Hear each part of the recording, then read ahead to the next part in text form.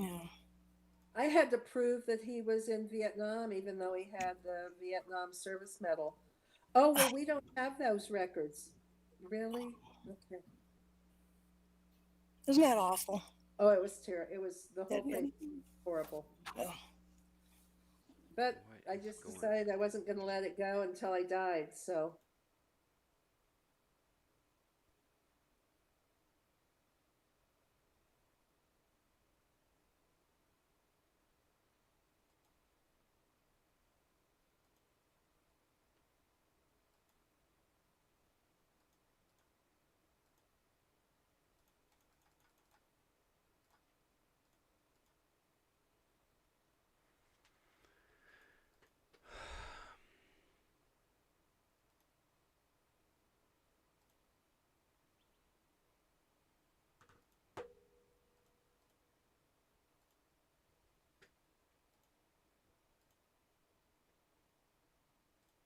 What can I do?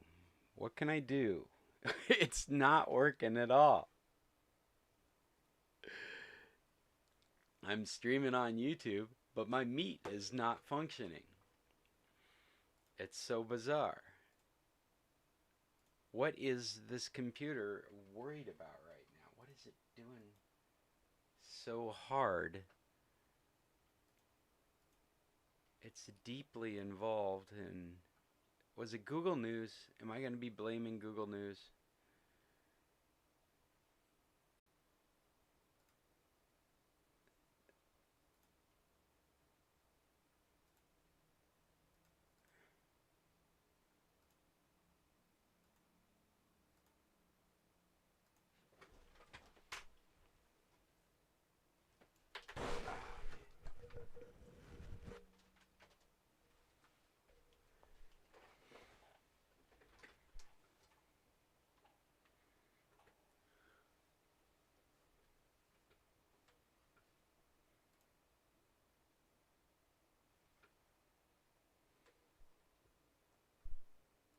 The trust.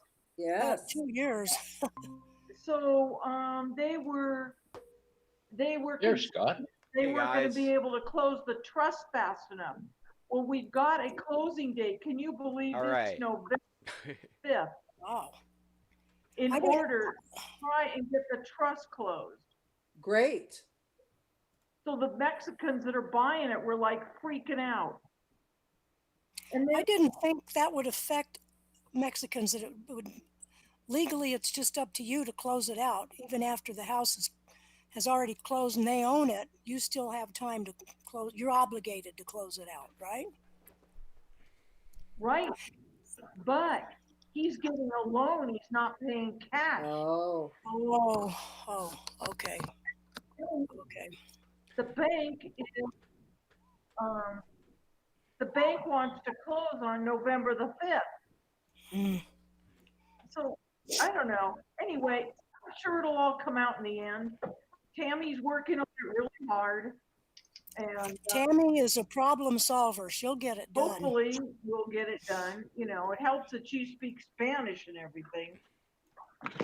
Hmm. So that's where we're at. Anyway, we're coming down Tuesday to. I'm gonna pack up the rest of the stuff and take a bunch of stuff to Rascati.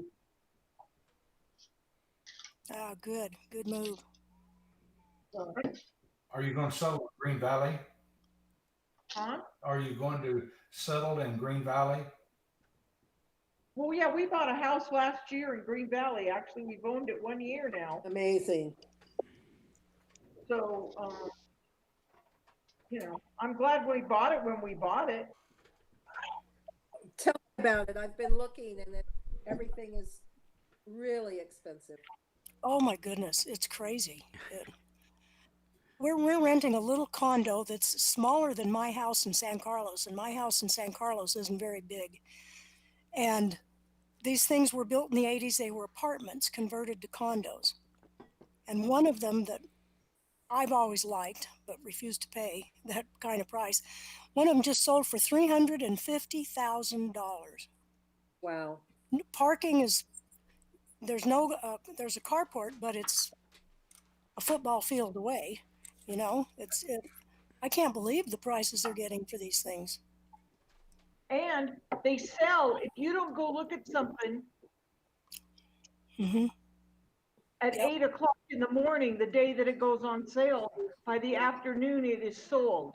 Yeah, that's true. There's hardly any houses for sale here, not even, I think there's 300 and something houses, that's it. Hey Are guys. you in a house or a town? Say, Scott, you trying to have a meeting? No, nothing. And I'm having all kinds of technical problems on my end. I've finally gotten into a position where I can join your conversation.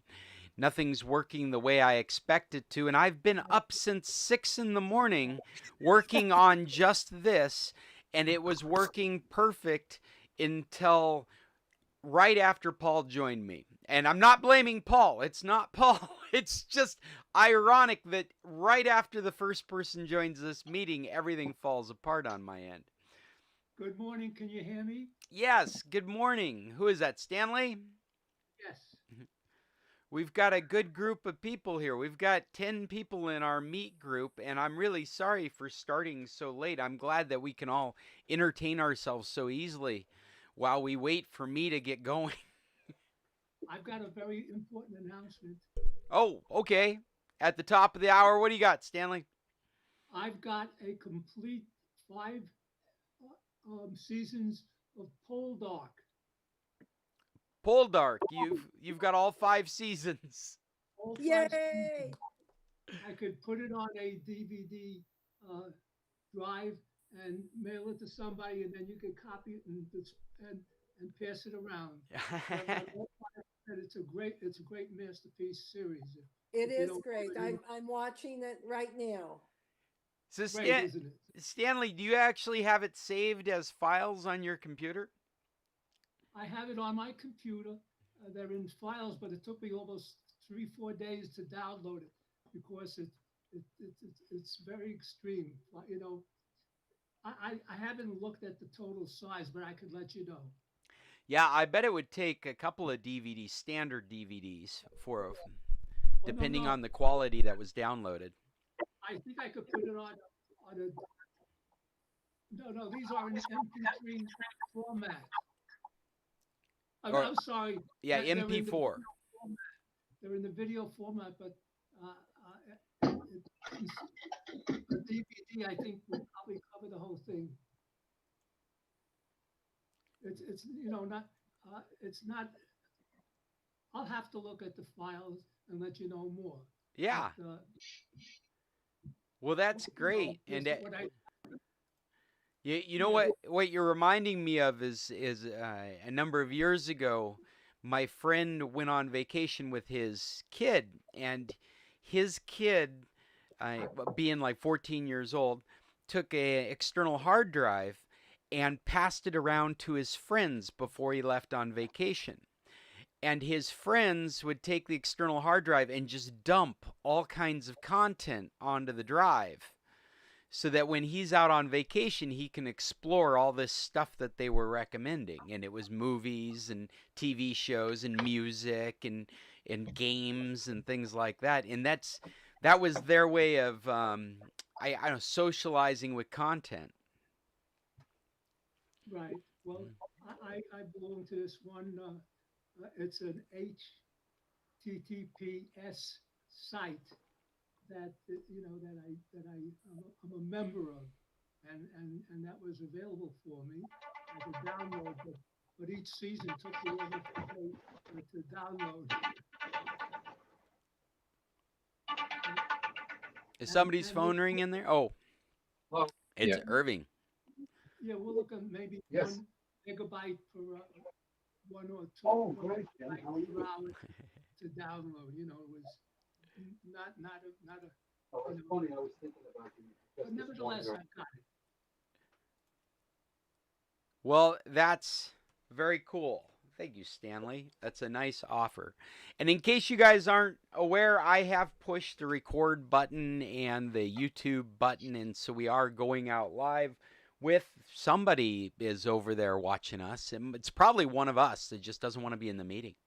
I sent Jim a message this morning because he was sending me well, topics, I thought, and it turned out to be a hoax. Oh, really? Yes. And so, Jim, if you're out there listening, I can imagine you're on YouTube because you don't want to show your face and face the consequences of passing around hoax information. He knows I'll give him grief. Well, this is the San Carlos Computer Club, and I am Scott Stimson from International Computer Solutions. And we are here to talk about the tech topics of the day, as well as COVID-19, as well as real estate and house sales and rent, because we have no agenda and no organization, and so anything is up for game. We do have a leader. We do have a leader. Where'd he go? I don't know. He keeps wicking in and out. My father used to wear a baseball cap that said, "I'm the leader." Which way did they go? So did anyone bring topics for today? I did bring a few topics. And we've had a follow-up on Pulark.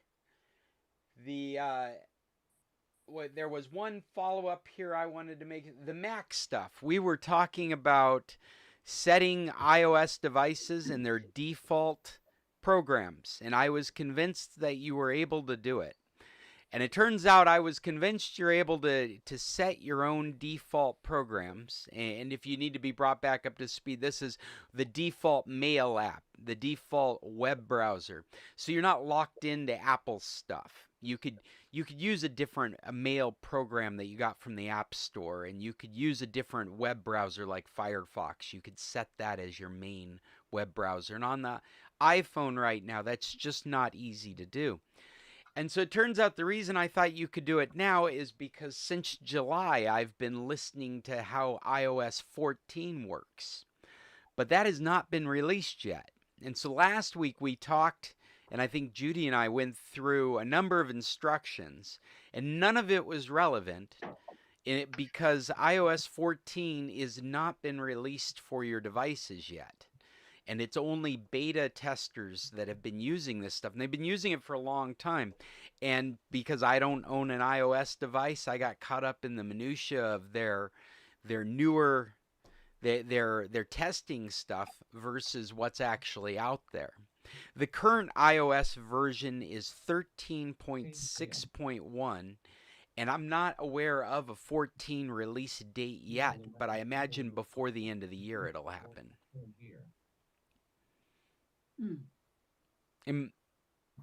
I'm hearing somebody talk. Voice disabled. That was my Zoom text talking to me, so I just disabled the voice. Oh, okay. Sorry, Stanley. I just thought it was a question. I didn't want to miss anybody. Does your Zoom text have a question? No, the Zoom text is, it reads my email, it reads whatever, it reads. Yeah, it reads what's on your screen.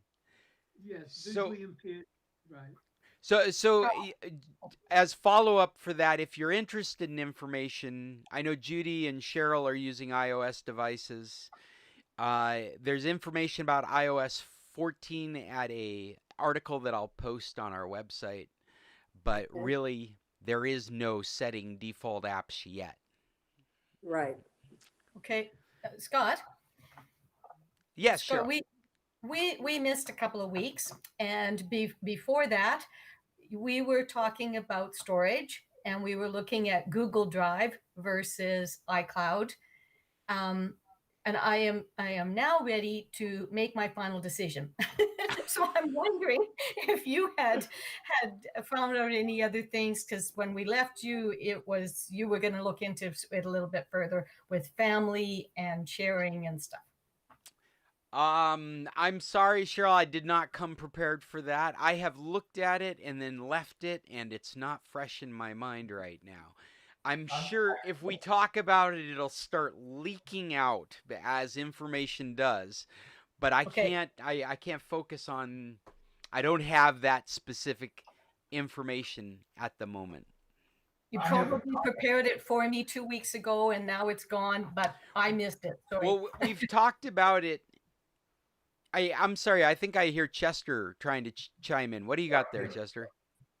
I just was working on this yesterday because I wanted to back up on OneDrive, which is the Microsoft 365 Office program, Oh, yes. and you get 1 terabyte of space. The problem I find with it is that it takes everything off of your computer and puts it on the OneDrive. And I don't like that. And I've been trying to find a way to avoid that. And I have not had success. And every time I read on I Google the issue, everyone comments that that's a fault with the OneDrive cloud that Microsoft uses, is that you get it on the OneDrive, you lose it on your computer. Well, Not like that. Chester, are you sure you're looking at the latest information? Because the way OneDrive has been configured recently, everything sits in its location, and it backs up those locations. It's like your desktop, your documents. These locations are secure folders in OneDrive's mind. I think that's the language they use. Well, they have 2 folders: the secure and the unsecure. Well, not the personal vault. Oh, right, personal vault. Personal vault, but pictures, documents, and desktop are all folders that sit right in where they locate on your computer, and then they're duplicated on OneDrive. And this is new behavior. This is new within the last year, less than a year. They've been doing this behavior with OneDrive. And I couldn't find any of that yesterday, but if you know where I could find that, I would sure love to do more research on it. Yeah, in fact, I'm wondering if you can see it. I'm looking at it. I'm looking at OneDrive right now. Open your OneDrive folder. I mean, I actually feel like we've addressed this once before.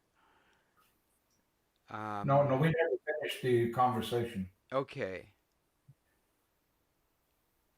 And that's probably what Carol is referring to. But what you're describing is exactly the kind of behavior that it used to do, that you had to choose whether it was in the location on your computer you expected.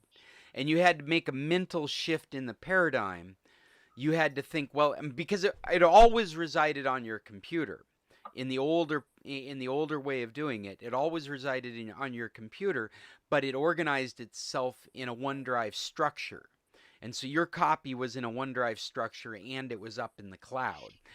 And what they recently changed, and it's within the last year, is that those things stay put. They stay where you expect them to be. And they get duplicated into the OneDrive space. And so when you're looking at OneDrive online, you're looking at a folder called Desktop, a folder called Documents, a folder called Pictures. But then when you're on your computer, those are in their regular location. So your computer doesn't look any different than it typically would. Well, I'll have to do more research, maybe even today, because that's the way I want it. I don't want all that stuff going into the cloud. That's definitely what prompted the change. But what I am not finding just offhand is where to find it in the app, because I've seen it in the app. I set it up myself in the app, and I forgot all about it, and now I got to do some Google searches to find it. Scott? Yeah. So OneDrive, when I look at my File Explorer on my Windows machine, OneDrive has a cloud.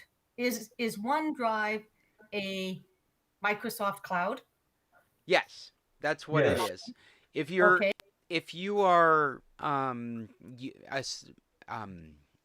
you have a subscription to Office 365 or Microsoft 365, I think they're changing the name to Microsoft 365, then you have a terabyte of space. Your OneDrive grows to a terabyte of space. That's correct. Okay, but my OneDrive is sitting there, but it's basically empty. It has pictures, documents, personal vault, but they're all pretty well empty. I also have the other one that confuses me is Dropbox. I Dropbox seems to have a lot of things in it, and I don't know how it got in there. Okay, well, up until recently, the paradigm for these cloud storage programs was to make themselves like a virtual disk on your hard drive.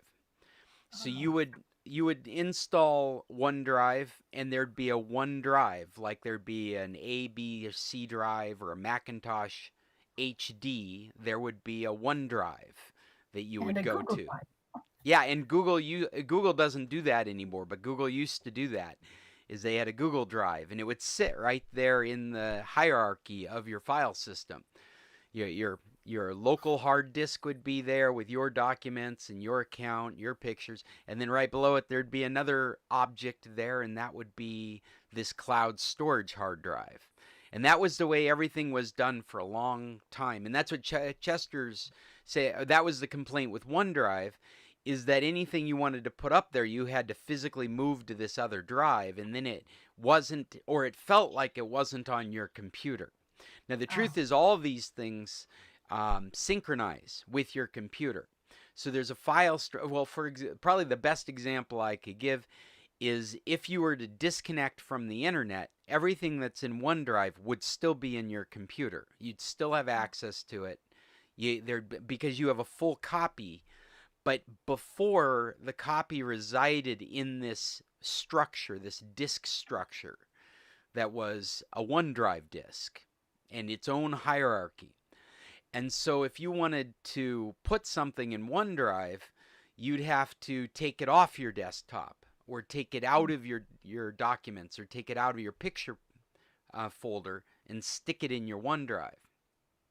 Now, the new paradigm is everything just sits where it typically would sit, and you assign those files to be synchronized, those folders to be synchronized with OneDrive. So those folders are always being kept up to date. What about Dropbox? Dropbox, to my knowledge, is still following the original paradigm. That when you add a Dropbox to your computer, it's like adding an external hard drive. The difference is that because it's a cloud service, it resides in your computer as well as out on the cloud. So that example is still sound. If you were to disconnect from the internet in Dropbox, you'd still have access to your files because there's a copy that resides right there on your computer. There is an advantage with Dropbox in the effect that you can actually go to Dropbox either, from in there where they hold your stuff and actually create a link, mail it to somebody, and they can actually download from that link what you share. Exactly. That's what my accountant uses. That's correct, and it's also available on all these other cloud services. Once it resides in the cloud, then each one of these service providers has their own methodology for making it available to more than one person. And so Google's got its way, especially if you've got a Google account, so many people do. They basically you assign your permissions on that folder, and that folder shows up on their G drive or their Google Drive as in their folder of shared folders. But it's my understanding that with Dropbox, they don't have to be a member of Dropbox.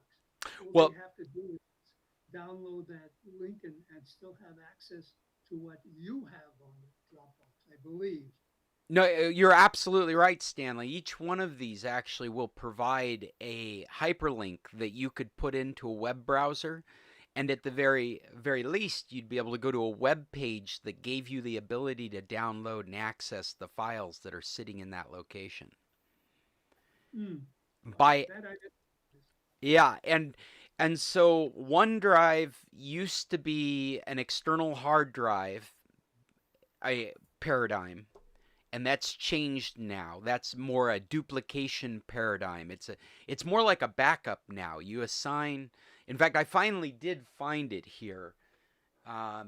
You choose the folders. So it's got a dialog where you're. In fact, let me present this. I hope we don't have any problems with this. Everything broke, so I hope this is still working correctly.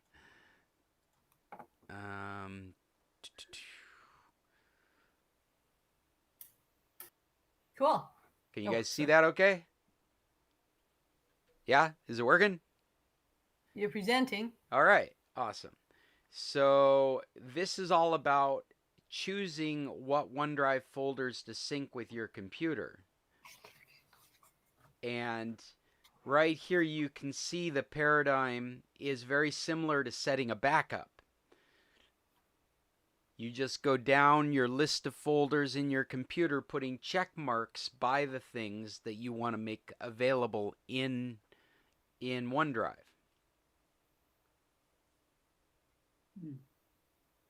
But it says down there, if you uncheck a folder you are syncing to your computer, the folder will be removed from your computer. Oh, wait a second. That's right. And it also says that you're syncing from the OneDrive to your computer, not the other way around. No, you're right. I've got the wrong page in front of me. This Yeah, is the old stuff. All right. That's That's embarrassing. Sorry. I've got the wrong page. I'm looking up as we're talking, and I thought I had finally found it. You would think it would be right in front of me. Sync OneDrive files and folders. Manage files and folders. I know what I'm talking about. Why isn't it right in front of me? Come on. You're right. This is the old paradigm right here. And does that look the same here? OneDrive, open your OneDrive folder. So this Settings. is going the other way as well. It's going Yeah. from OneDrive to your computer. Well, this is the same article. How's your files? Setting up OneDrive.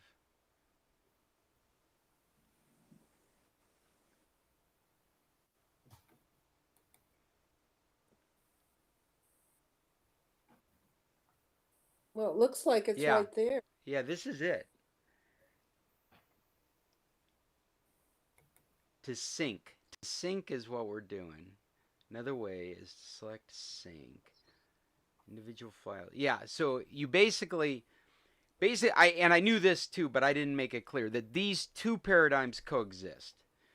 You can do both of these things. You can use OneDrive as a storage device, as its own external hard drive kind of paradigm, but right beside it you can do this syncing. And that's what this is about, is syncing those files. It's just I'm forgetting how to set it up. Your next text is select the files and folders you wish to add.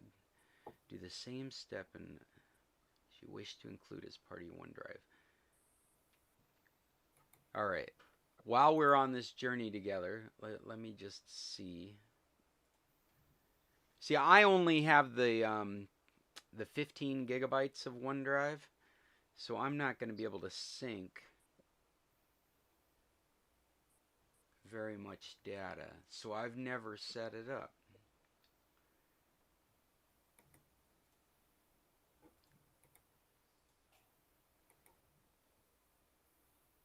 One of the additional benefits I'm looking for is to be able to sync my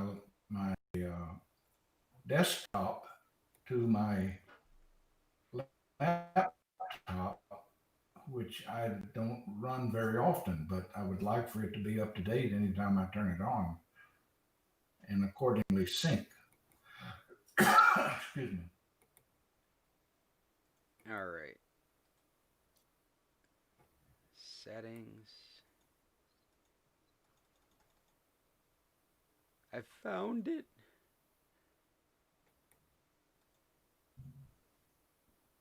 This is it right here.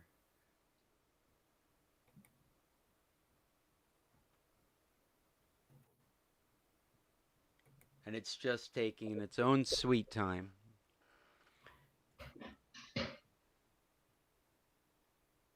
Yeah, and it's mad at me because it needs more space than I have. So I could take pictures out of that list. No, and documents. No, it won't. Mandatory documents. See, I just, there's so much, but this is it right here. This is that synchronizing. So this is actually in settings of OneDrive under backup. Back up the files on my desktop, documents, and pictures folders to OneDrive. They're protected, so they're protected and available to other devices.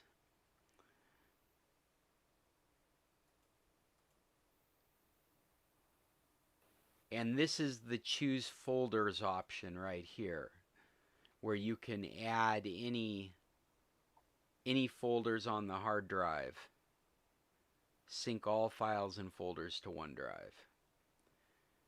So I'm sure if we get into the hierarchy here, we would find that everything on the computer could be sync all files and folders in OneDrive. Choose which you want to download to your OneDrive folder and get these items when you're offline.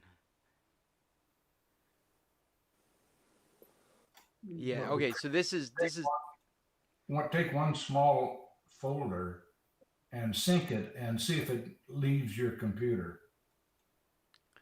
Well, yeah, it's never going to leave your computer. It's either going to be in the OneDrive hard drive paradigm, like it's going to be sitting in this storage space right here, or it's going to be because you put it there.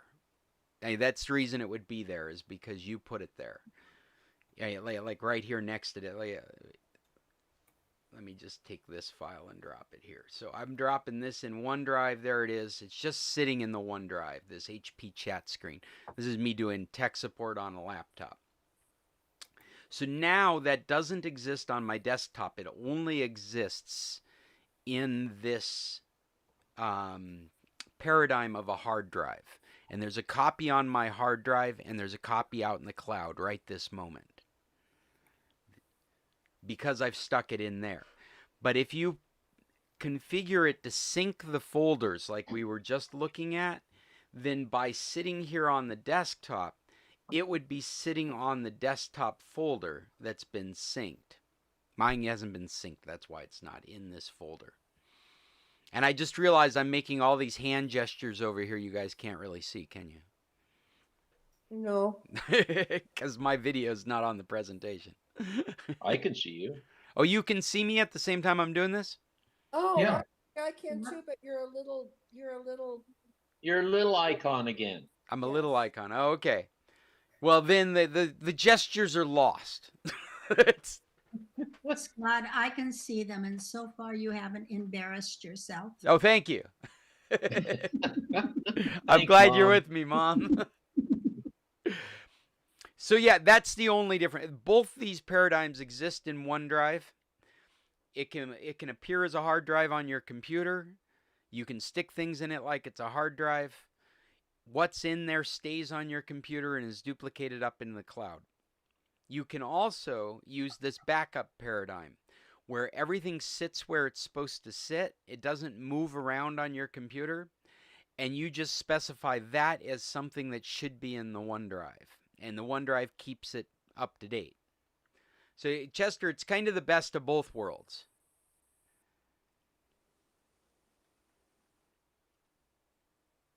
I'm going to turn off presentation unless you guys want me to show you something else. And Chester, you're muted.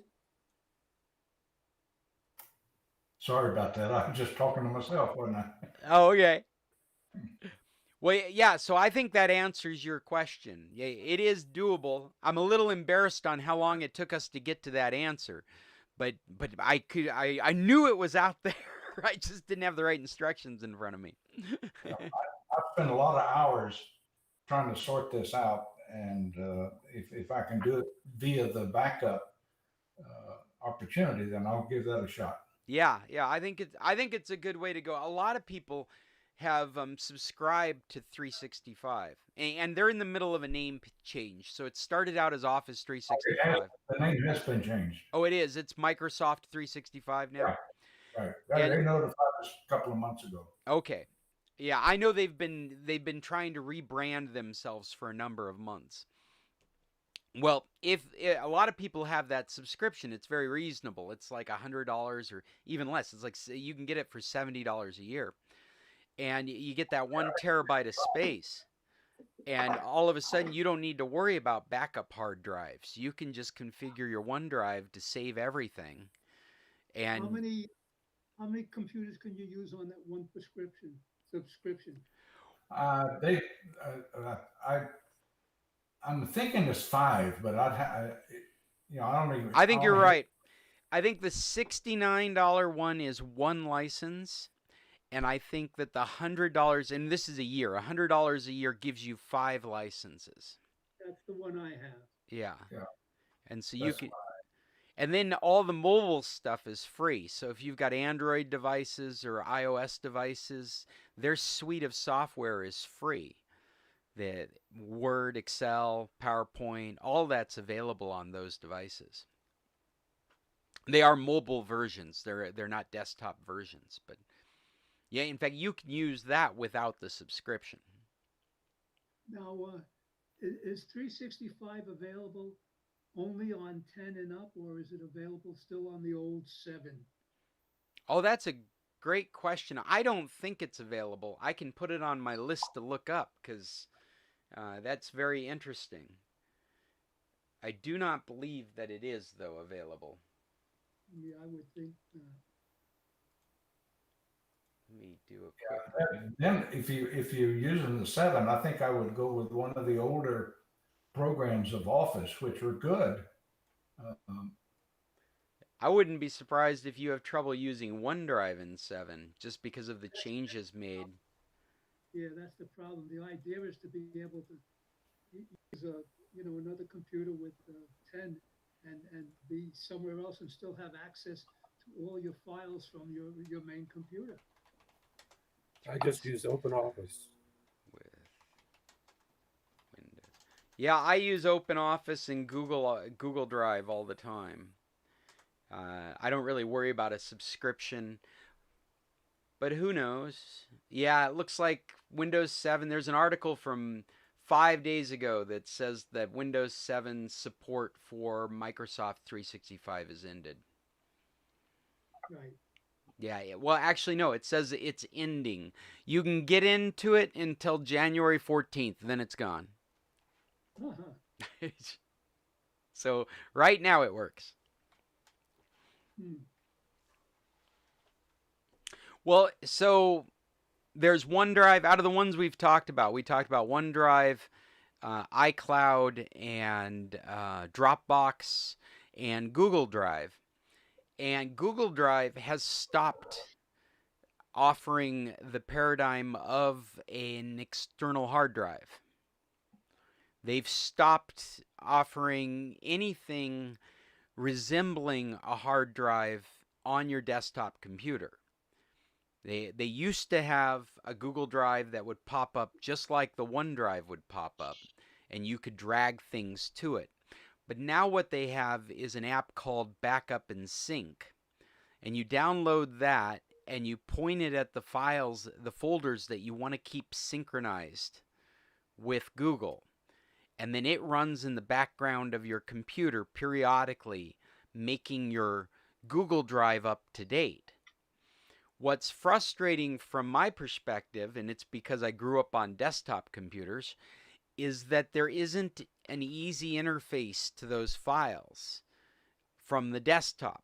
It's very easy to get to from a phone or a tablet, and if you live in a Chromebook world where everything is in browsers, then it works just fine. But if you're in a Windows 10 computer or a Macintosh computer, it's cumbersome because you have to go into a web browser, pull up your Google Drive page, and if you want to work on a file, you have to move it down to the desktop so that you can work with it. And the exception of this is if the file you're working on is from the computer you're working on, if you follow what I mean. If I'm working on my computer, I can work on that file right where it sits, in documents, in pictures, wherever it might be. I can do Photoshop, I can do Word, save it on my computer. Eventually, fairly quickly, Google Drive will come along and go, oh, look, it changed, and it'll put a copy in the cloud so that you've got that backup sync going on. But if I'm on my sister's computer, my wife's computer, somebody else's computer, a computer in a kiosk, I have to go to that cloud and pull it out of a web drive, out of a web page, and bring it down to the computer to be worked on. It just they've given up on this paradigm where there's a drive hanging out there that you just attach to the computer you're using. Cheryl, I can barely hear you. I think you're bleeding through on Bill's microphone. Sorry, my microphone was off. There you go. So Google Drive, iCloud server. iCloud, yeah. Those are the two options for storage. You can actually install OneDrive as well. Oh, I have a third. And a fourth if you include Dropbox. I'm not making it easier. I'm sorry, Cheryl. It's like going to Netflix and you just keep looking at what you could watch without watching anything until you fall asleep on the couch. And this is like month number 4. Okay, so my storage is maxed out on my phone. Ooh. What was it? Okay, go ahead, Cheryl. That was horrible. I couldn't hear a thing. My storage is maxed out on my iPad. My storage is maxed out on my phone. So those are the two things. Okay. And then I have a Windows 10 computer. Bill has a Windows 10 laptop computer. We need to get all these things coordinated. I don't know what my best choice is. I still tend to just fall back. I think iCloud is the best choice because they've made it so easy. And I don't think it's necessary. I mean, at any given day, we've looked at different pricing. We've actually watched the pricing change as we've been looking at it. Yep. And so at any given moment, it is a better buy or it's not a better buy economically. But because you have Apple devices, that's the one that makes the most sense. You're going to back up your devices to it. It's going to offer you the ability to alleviate the capacity restriction on your devices by taking things like photos that are huge and sticking them in the cloud and leaving you with little copies of it. It's just, I mean, it's been an interesting discussion, but if it was really up to me, I would probably go with the Apple stuff.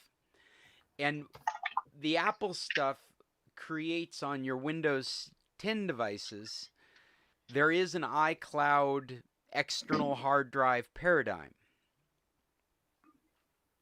What is missing from that? Why? I wonder, I haven't looked at it. I wonder if it's got the backup sync for Windows. Sure. Was that Linda? Yeah.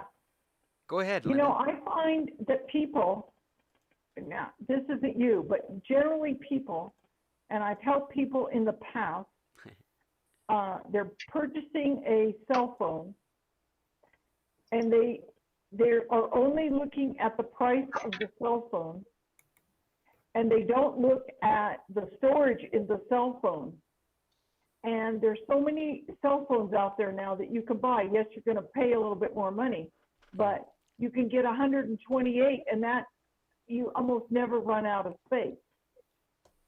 And there's been a number of people like in San Carlos and they'll say, well, I bought this phone. I go, you don't even have enough room to put in a couple of programs and you're going to be out of space. And as soon as you put your pictures in, the phone is gone. Yeah. You know what's interesting? I was just having an iPad discussion with a customer. Their old laptop has suffered water damage, and it's just not worth fixing. On the open market, it's worth 150, or on the open market, it's worth $350. The motherboard is $150. It's not worth the labor. You're so close to the price of the laptop. And she's like, that's okay. You know, I've been thinking about getting a tablet. What tablet do you recommend? I got to recommend the iPad. It's just the most reliable, highest inventory of applications, the most accessible device. And what blew me away is, as I'm looking at the iPad, it's cheaper than I was expecting it to be. You can get a 10-inch iPad now for $329. Now, that iPad comes with 32 gigabytes of space. That's not a lot of, which isn't a lot of space. But at the same time, we don't live in the same world we did 5 years ago. Most people have access to high-speed internet, and they're not. And the iPad in the first place isn't anything more than a consumption device. So it's realistic to be using Netflix and email and surfing web pages and listening to podcasts and listening to music, all from a cloud experience. And that 32 at $329, that's not bad. The next tier up was $459 for 128 gigabytes. Well, which is worth it. It's so totally worth it. I bet they never sell the cheapest one. It's just there to have the cheapest one. But that 100. Have the 164 as well. This is the iPad brand. Air. Yeah. Yeah, there's iPad, iPad Air, iPad Pro. And iPad has, and I only know this because I was doing all this yesterday. I'm not pulling this out of my head other than I remember it from yesterday. The iPad has 32 gigabytes or 128 gigabytes, Wi-Fi or Wi-Fi and cell. And those are the only distinguishing characteristics. If you get into an iPad Air, those are different characteristics. I didn't research that. An iPad Pro has much higher characteristics. I think they're looking at terabytes of space. But really, they're aiming those as computer replacements. Those are for creators that are making videos and they're drawing, they're doing art, Photoshop. Lots of pictures. Lots of pictures. If you want to hold them locally. But if you're combining all your concerns, and it's starting to come into focus. I mean, I know there's good arguments for why you do things a certain way you do them, but I don't think we've ever been as close to in focus with this idea. The pricing model, the subscription model, you don't worry about backups, you don't worry about storage, you're just worried about the quality of the equipment you're using. You're actually much more concerned about the experience. And now you can get that for a fairly reasonable price at a monthly fee. It's doable. It's gotten so doable. Recommending the iPad, just the basic iPad, 116 or whatever it was. Say that again. Which iPad again are you recommending? Well, so the question was, I'm thinking about. I'm sorry, guys. Blue one over there somewhere. I'm turning off Bill's mic. Mike, you're being de-mic'd, Bill. Yeah. Oh, he turned it back on. So the question was, what tablet would you recommend? Right. And at this point, I wouldn't recommend a tablet that wasn't an iPad. I think that the iPad, and it's because this entry-level iPad is so reasonably priced for what it brings to you.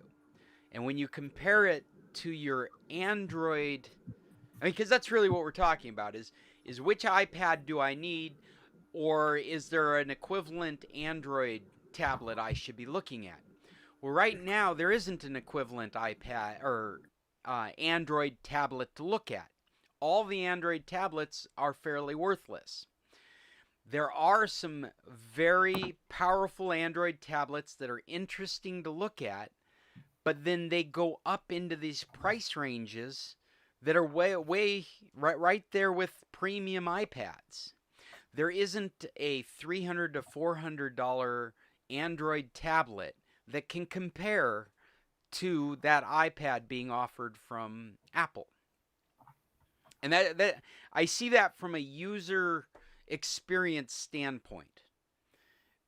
It's just a great experience. Lots of development behind it so that you're having a great experience with that tablet. Everything that you come in contact with is in terms of that tablet working.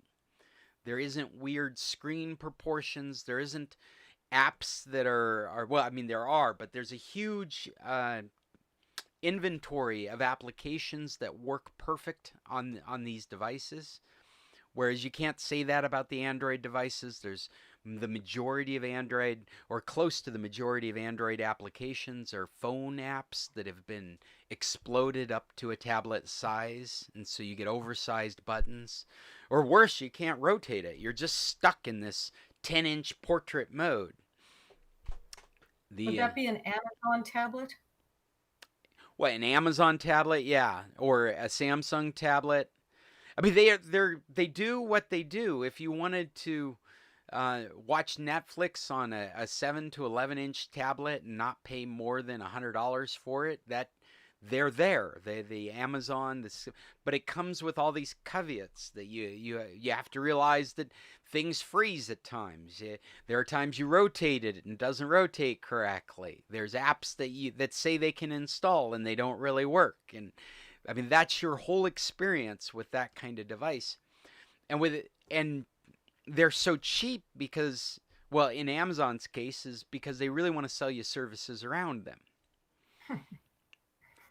My sister has an Amazon tablet. Yeah. We've been trying to hold Zoom meetings. Every time we do a Zoom meeting, she doesn't have the she doesn't have a lot of things, but anyway, she doesn't have the mental capacity because she has been suffering with a brain infection, but she's also a senior. She knows nothing about technology. And I'm trying to send her photographs that are on Google Drive. Oh my God. It's just the whole experience has been quite frustrating, trying to talk to somebody that knows this much and owns an Amazon tablet. I think she doesn't own a computer. Well, I wouldn't. I mean, for less than 3 times what she's paying for that, or around 3 times what she's paying for that, she could have this basic entry-level iPad. Here's the other thing that sells me on the iPad. The newest operating system, oh boy, now I'm going to have to go check this again. Is it 14? No, it's not. I'm sure it's 13.6.1. You can attach a dongle now for storage space. Oh. So if you really are... I can do that with mine. Yeah, you can do that with yours, Judy? I cannot attach a dongle. Are you certain with the latest software update? Well, no, because I don't have any place to plug it in. But I don't have the latest iPad either. I think it's a matter of the latest software, but it is relatively within the last year or two iDevices. So if it's not that new, then it may not work. No, I think it's like, if we had to date it, I think it's from iPhone 8. From iPhone 8 with the latest software. See, I'm going to have to go back and check this because I'm just pulling it out of my memory. I don't know if I'm right, but this is what I'm thinking. It might be iPhone 10, but I'm thinking it's iPhone 8. But at some point, the hardware and the software was brought up to date so that you can use a Lightning connector to a USB connector, and you can connect a USB thumb drive. And thumb drives are now going up into 0.5 terabyte to 1 terabyte of space. And so if you find yourself using this iPad and all of a sudden you need to have access to a lot more content, a lot more capacity than what's been available, well, you could always plug that in. And there's arguments for having something hanging off the side of it, but quite literally you could replace it with a cable that's similar to a power cable and have the dongle sitting on the desk. You can deal with that. I mean, for $329, Those issues. No, 429. Well, if you want the 128, but I'm saying for 329, for somebody that's not a creator, just a consumer, this is no longer a real. It's not a real consideration. There's nothing a I would consumer. love to be able to attach a dongle to mine, but truly, I do not have any place to plug one in on my iPad Pro. Well, you because should have it's- your power cord cable. I do, but it's one of those little ones. Well, that's what I'm talking about. Is you can get an Oh. adapter for that to plug in Well, a I've got USB. that. I've got the lightning bolt. The adapter. Yeah. So you but could. I would with have to unhook the power. Well, and because of that, there's actually accessories that allow you to plug in the power and a USB at the same time. Oh, okay. Well, my dongle thing stopped working. I kept it plugged in on my my lightning bolt connector thing. I always kept my laptop plugged in that way to the DSL cable, but it stopped working. So I don't know whether it's my dongle that stopped or the cable. So Well, we'll see. oh, look at The that. vinyl, 300 pesos on Amazon. Oh, that's the Can- wrong one. Can't you add a micro SD card to those tablets? No. Well, no, but this is essentially the equivalent, which they have not had before. And so there is a. Keep in mind, I'm qualifying this with, I didn't have this information in front of me. There is a model of iPhone and iPad where the hardware started supporting this. And I'm thinking it's around the iPhone 8, but I may have to go research it. And then after that, the latest versions of iOS have supported this. And at first it would not support, it would support things like storage devices. It would support things, it would support things like a USB drive, but not a mouse. But now I think it's supporting a mouse as well. And this is things that these devices never did before. Before it was always, the peripherals were always one way. And this is something new that's happened with the operating system as of recently. Like within the last year or 2 years.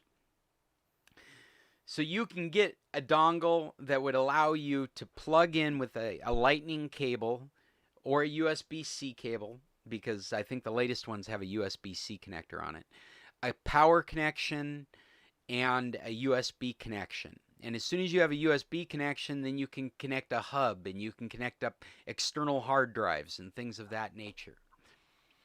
It's really what your use case is. I think for somebody that's just consuming stuff, the same market as the Amazon tablet is better suited with the $329 iPad. They'll have, instead of having less than they need, they'll have 10 times more than they need for around 3 times the price. I have a question for Sandy when she comes back relating to Photoshop. Mom's back. I'm here. Sandy, it's been driving me crazy on the eraser tool in Photoshop.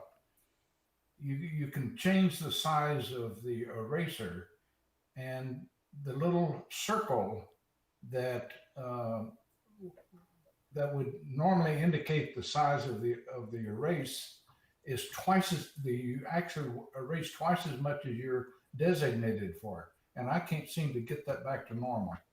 So I wonder if you've ever had that problem. Yes, I have. But I can't tell you how to do it right now, but it will change. And also you might look at feathering of that eraser. See if you can bring the feathering down, because that could be part of a problem too. I know the paintbrushes, you can make them either hard or really soft, and I think the eraser will do the same thing. Yeah, the problem I have is that it'll have a circle, Yeah, which is adjustable, yeah. and the time you erase is twice as big. That's where I'm thinking, I mean, does it erase it with an absolute line where it's so big? All right. No, You might try playing with a feathering thing, or you might just have to bring that eraser down smaller. I've done both. I've brought it And- down to a dot, and it gives me 2 dots, the size of 2 dots. Oh boy, now I've not had that problem. Thanks. I've used the eraser, but I know you can adjust it, but I've spent hours on this issue, and I'm thinking I may have to reinstall Photoshop. I wonder if YouTube, if you put YouTube and put, Photoshop eraser adjustment or something like that, if they might have a tip on there. It seems like you can find everything else, but without looking at it, I can't tell you. Okay. So Sorry. doesn't the eraser function like a brush? Is that what you're Yeah. trying to Yeah, do? you can make it a brush or make it a pencil, and you can adjust the size of it. But and you can also adjust the sharpness of it, and you can adjust the softness of it. But my problem is the size of the eraser that you're trying to use. When it does the erasing, it erases twice as much as what you planned on. What Photoshop are you using? I have C5.6. I have 5 and 6, and I have the problem. Or is mine CS6? It must. Oh dear. I didn't mean to block anyone out. I'm sorry. I thought I was just getting set up for the next thing. I wanted to go back to this USBs, flash drives on iPads. I found the page. I'll put it on a link. This is connecting external devices. And sorry, I didn't mean to interrupt you guys. I was getting set up, but as long as it's in front of you, this is the device. Okay. It lets you hook up HDMI, it lets you hook up USB, and it lets you hook up a lightning power to your iPad device. So where does the main end hook in? Into the iPad, into the lightning cable connector. Okay, so I'm going to have a lightning cable connector hooked into my iPad, hooked into this, and then hooked in the other things. Okay. Well, this plugs into your lightning connector in your iPad. This right here is a lightning connector right here. Okay, because it looks way too big to plug into mine.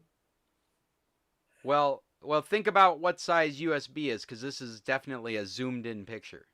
Yeah, it is. So, because mine's only like 1/4 of an inch, maybe. Yeah, that is lightning connect. Oh, here's an example. There you go. Oh, okay, that's good. Yeah. So because you can do, I'm really sorry about the photo. I didn't mean to interrupt the Photoshop discussion. I really apologize. No, we completed. Well, Hester, I don't know that we have. I pulled up the eraser, and then from there you go up on the top bar, and you right by the size of your eraser brush, there's a little arrow. When you hit that, it gives you ways to adjust that paintbrush. Mom, if you hit the presenting button, you might be able to show it to us. Where's the presenting button? If you bring your mouse down in the meat, in the lower right hand, it says present now. Present now. And we'll all be patient for a moment.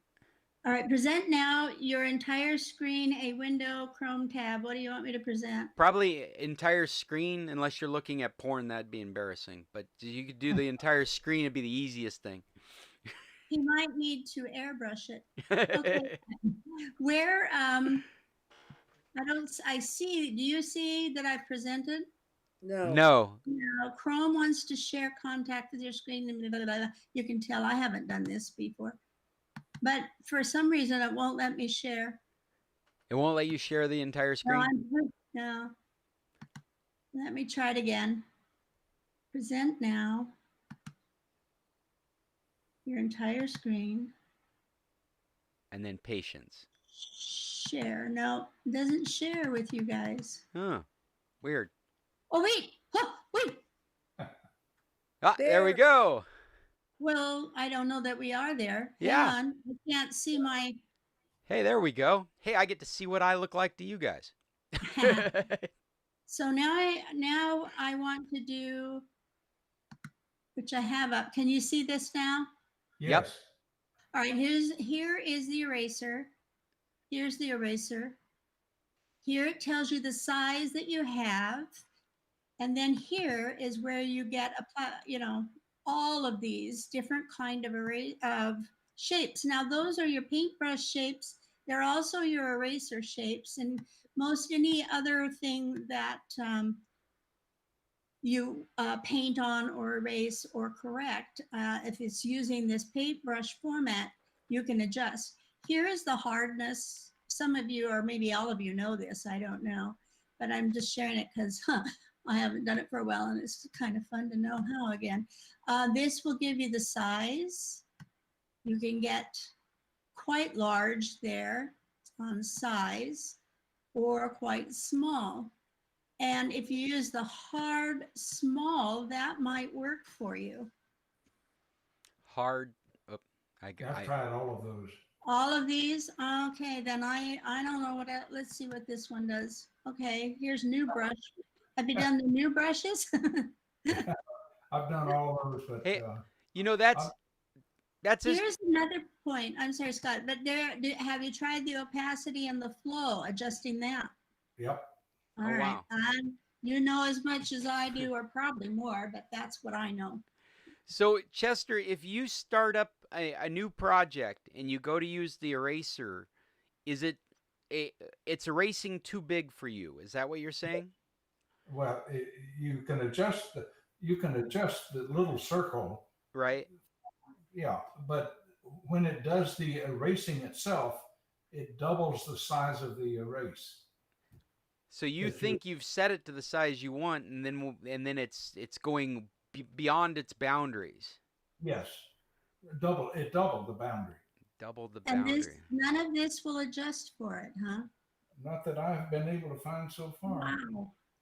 You know, you might be better served spending some time looking for resetting to defaults. Maybe you've inadvertently set. I think, and there is a way to do the whole thing. Yeah. Reset defaults. I that's where I'm at. Is I like reinstalling it. Yeah, I wonder if it's some sort of like environment, like a developer environment. You're setting up. This is the way I always do things, and you've gotten that inadvertently tweaked. Right. That's what I believe. Yeah. Yeah, it sounds like something like that. Mom's the only Photoshop expert I know other than you, Chester, so I don't know who else I would ask. I don't want to take anyone else's. After me, you have to pay. I'm not that kind of expert, actually. Well, cool. We got iPads and we've got Photoshop. I actually did come with some topics, but I've enjoyed our conversation so much I haven't hit any of them. Back really quick to the iPad. Oh, yeah. What's the difference if you choose that you want to have cellular or you don't? If you choose as an option, you're buying an iPad. You know, I guess it's really I hope you guys all understand by this point. It is a computer club. The cell option is just data in the same place as you might be able to use a cell phone. Like it's just having the internet anywhere that cell towers might exist. It's in your car. It's anywhere you'd expect cell service. You'd expect to be able to use your iPad. Okay. And you'd have to decide that. What's that? This is not for me. This is for a friend that needs to buy an iPad, and she keeps saying she needs an iPad Pro, and I say, no, you don't. So I'm just gathering talking points. Yeah. I think that you would have to know you needed an iPad Pro because you're doing weighty stuff. I mean, we're talking about higher resolution, faster processors, Right. Lots of video. Well, I mean, if she is she a gamer? That's a good reason. No, she is not. It's No, she be, is not. because when I think of the recommendation of an iPad, it's because of the stability and the Right. infrastructure that exists, the apps that exist. And she currently has an iPad, and it has broken to where it's taped together. So this is my Yeah, I think this is your recommendation.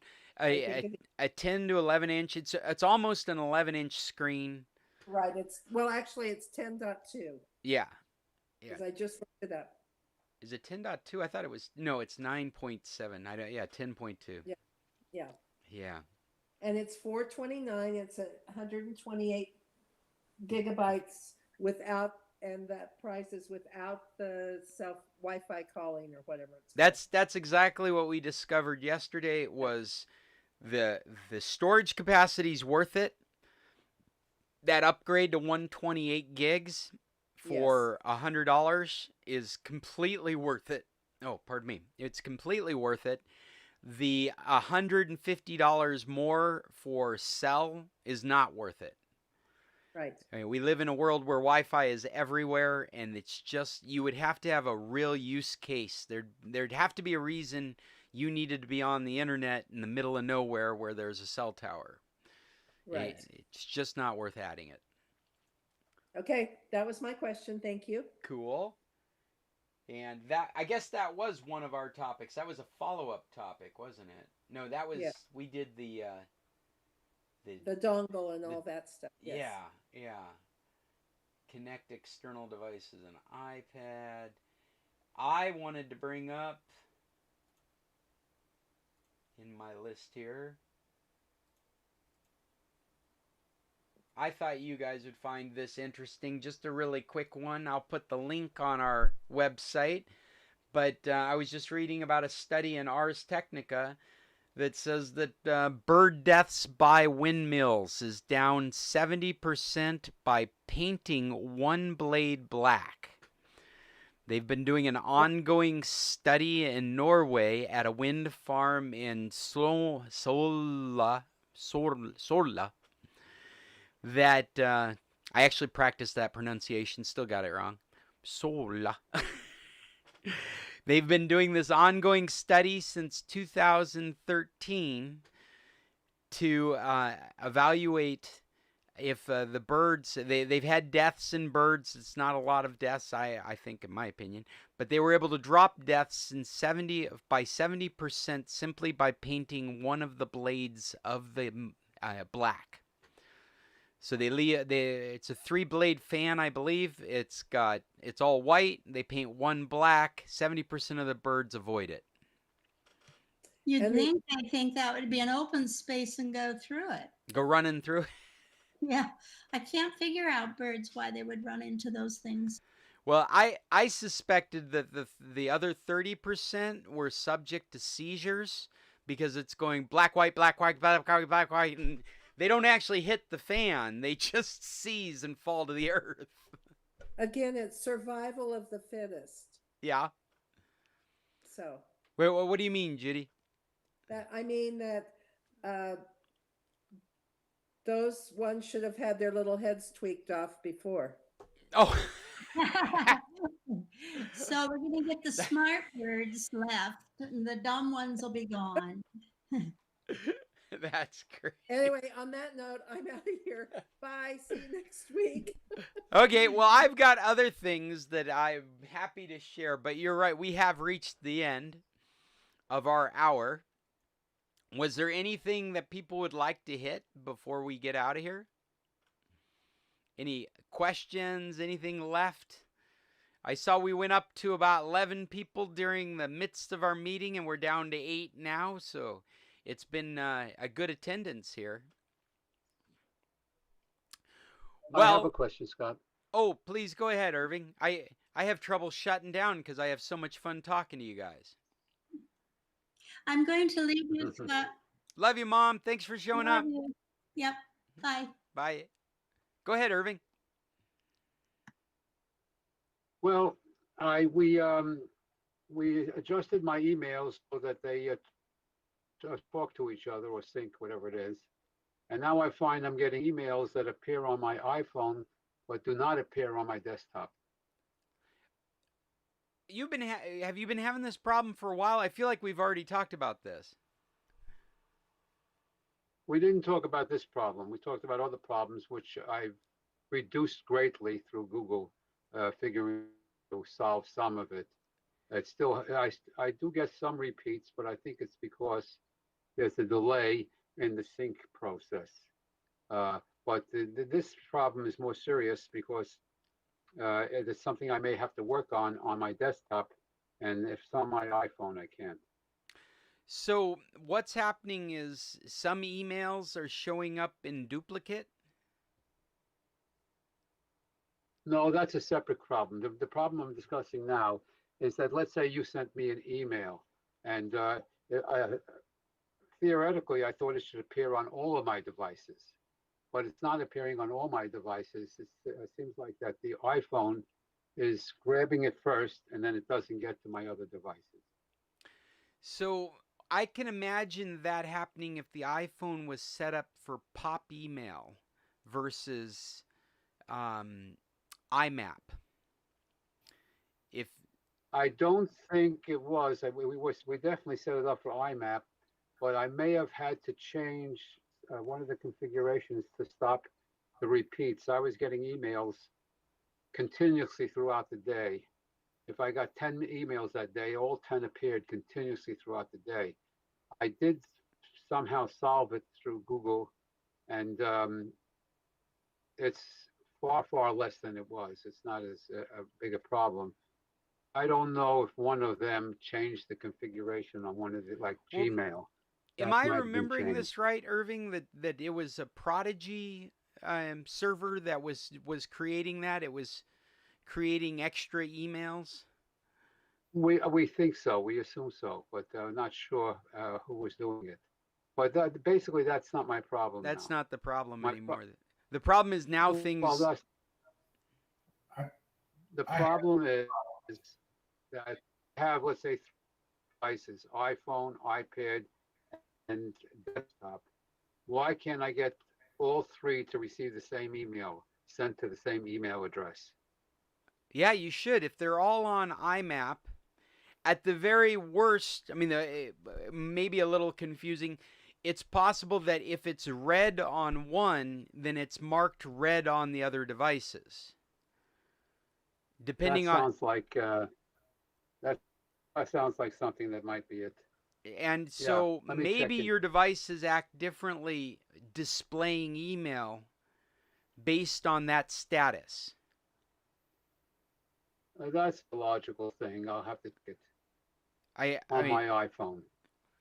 Yeah, because that. Oh, I'm sorry. Is that Chester trying to chime in? I'm chiming in. Okay, go ahead, Chester. What do you got to add?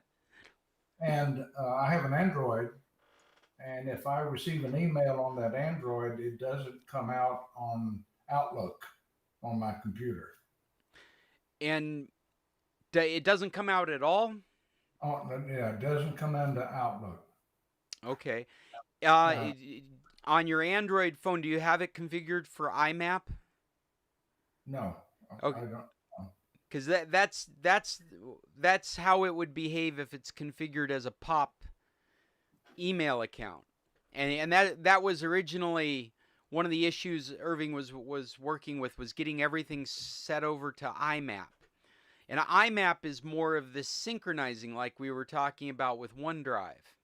It's kind of it's that file sync, but it's for email. And so settings on your iPhone, on the phone.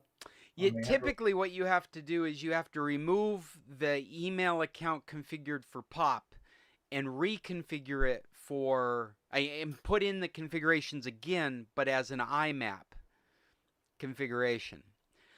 If you're using it with a Gmail account, you need to go into your Gmail account and tell it that you're going to use POP or IMAP. Okay, it is a Gmail account that I have. Yeah, and I suspect yours is already set.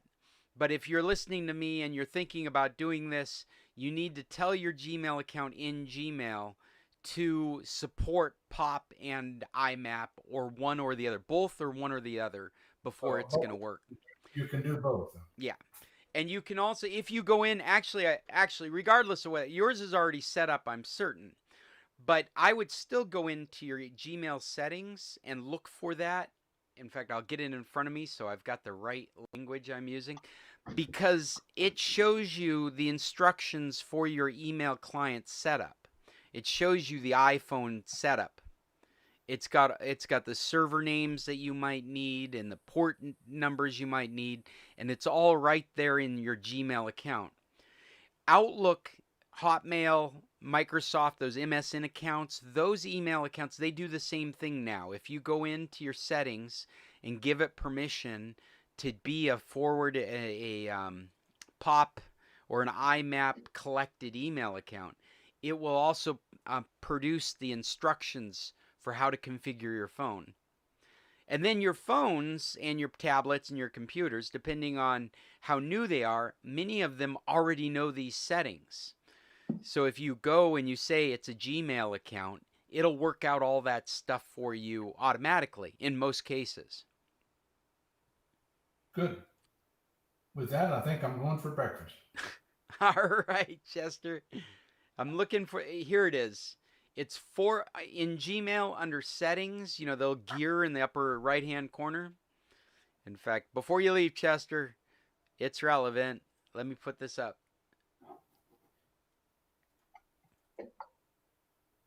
What? That's not it.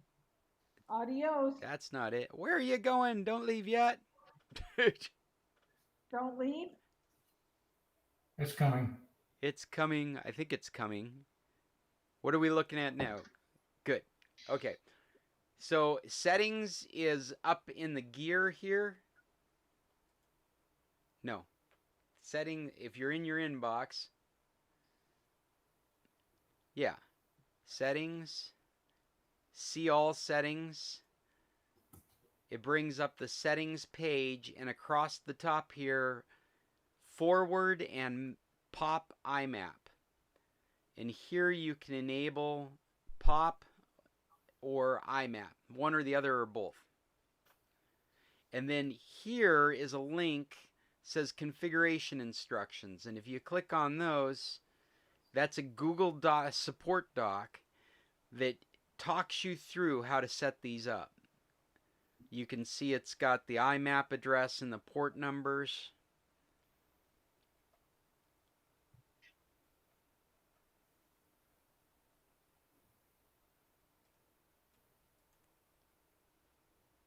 Anyway, there it is. It's all there in your, and there's a similar one in Outlook. If you go to Outlook, you go into your settings, you'll find there's there's some sort of tab setting there. I'm sorry, I don't have it in my mind's eye. I haven't looked at it in a long time. But there's something there where you say, I'm going to use it as an IMAP or a POP email account, and it has the instructions. Outlook works perfectly. Yeah. So it's the phone. Yeah, something. Well, it's in the phone. What you're describing is being set up as a POP account, where you can delete it off the server or remove it from the server when you've picked it up on your phone, or vice versa on your computer. My recommendation is IMAP for everything. So it's like you're always working on the same email. The only disadvantage of that is if you delete something, you've deleted it from everything. That I don't want.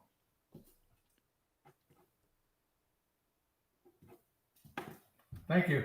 You're welcome, Chester. Well, I'm going to say goodbye unless you guys have any other questions. Thanks for hanging around to the last second, all of you. Do we get a prize? You do. You get this friendly wave from your friendly neighborhood computer guy. Wishing you guys were here enjoying 95-degree weather with humidity that makes it feel like 116. This has been the San Carlos Computer Club, and I am Scott Stimson, ready to help you anywhere on the internet. Wait. Yes, Bill. It's 6 degrees here this morning. Yeah, well, really? Why is it 6 degrees there? Well, either we're really lucky or we're really unlucky. Take your pick. It's, But it's a chilly day. in Wow. a little bit north of us, they said that there's a possibility of snow today. Wow. The And summer that's is not over. That's not in the high country. That's not in the mountains. In the mountains, they're getting snow already. But out in the foothills, there's a possibility in one spot of getting snow.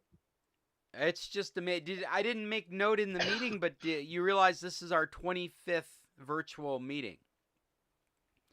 25 weeks of being locked down. Well, Cheryl and I were talking about that the other day, that our lifestyle hasn't changed all that much. We're recluses at the best of times when we're here. Well, I got to say my lifestyle hasn't changed much, except I'm not going out on appointments. I do most of my work remotely, where it was a small percentage of the work. Now it's the majority of the work I do. Well, I don't know about that. You got an air conditioner this year. Yeah, I did. Okay, see you later next week. See you later. See you, Linda. See you, Cheryl. Tech on. See you, Mom. Tech on. Yeah, and tech on. Adios.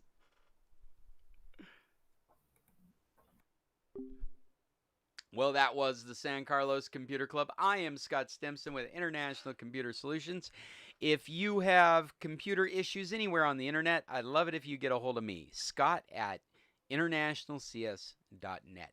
If you liked our club, you're welcome to join us. Anyone can join us. They need a Google account to get into the meet. The meet is posted about 45 minutes before, but we've been using the same meet code for a long time now. So if you've got an announcement or you look at our website at sccclub.org, you can figure out the meet pretty easy. We'll let you in and you'll immediately become a new member. Until next week, tech on.